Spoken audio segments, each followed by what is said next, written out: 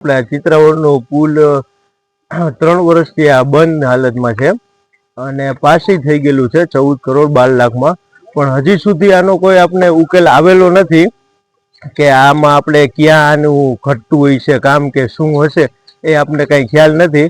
અમારે ગુરુકુળ પણ એક સારું છે ગામમાં, પણ ત્યાં ઘણા ચિત્રાવળથી ને એના ઉપરથી ને ગામમાં ભણવા આવતા છોકરા, પણ એનું અહીંયા અત્યારે આવી શકતા નથી કારણ કે બંધ પુલની કારણે, અને ફરીને આવે તો 25 કિલોમીટર એને ફરીને આવવું પડે છે. એટલે એ માટે પણ કોઈ ભણી શકતા નથી, સ્ટડી કરી નથી શકતા, એનું આગળ ભવિષ્ય ઉજળું નથી થઈ શકતું.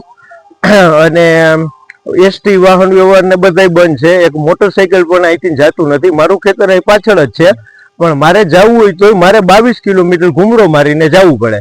માનો કે એક દવા ઘટી હોય, ખાતરની થેલી ઘટી હોય, તો 22 કિલોમીટર ફરીને તો આપણે કેમ જવું પડે? એના માટે હું કાંઈ ઉપજ જ નથી લઈ શકતો મારા ખેતરમાં. આ બાબતની રજૂઆત કોની કરે?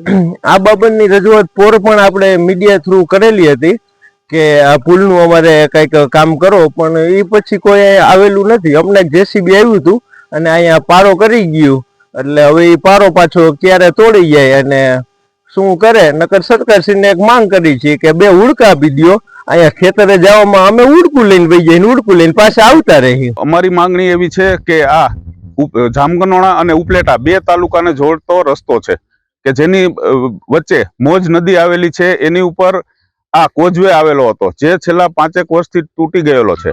અને ઈ કોઝવે 3 વર્ષ તો માટી મોરમ નાખી અને એ લોકોએ કામ ચલાવ્યું હતું, પરંતુ છેલ્લા 2 વર્ષથી બિલકુલ અવરજવર બંધ છે.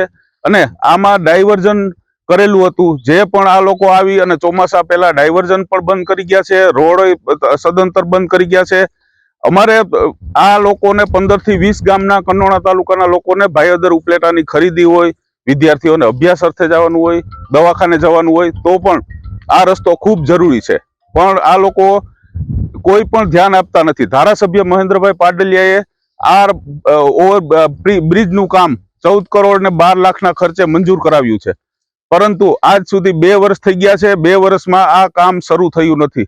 તો અમારી આ સમગ્ર વિસ્તારની બંને તાલુકાની જનતાની માગણી એવી છે કે આ કામ તુરંત શરૂ થાય, બજેટમાં પૈસાની ફાળવણી કરે તો અમારો પ્રશ્ન હલ થાય એવું છે. અમે ઘણા સમયથી આ તંત્રને અનેક વખત રજૂઆત કરેલી છે. બંને તાલુકાને જોડતા મોજ નદી ઉપરના કોઝવે તૂટી ગયેલો છે, એના પુલ માટેની અનેક વખત લેખિતમાં આપેલું છે, મૌખિકમાં આપેલું છે, મીડિયાના માધ્યમથી આપના દ્વારા પણ અનેક વખત કહેવામાં આવેલું છે, અને અનેક વખત પેપરોમાં અને એમાં પણ અમે આપેલું છે, પણ તંત્ર દ્વારા કોઈ પણ આ પુલના નિર્માણ કાર્યનું ધ્યાન આપવામાં આવતું નથી.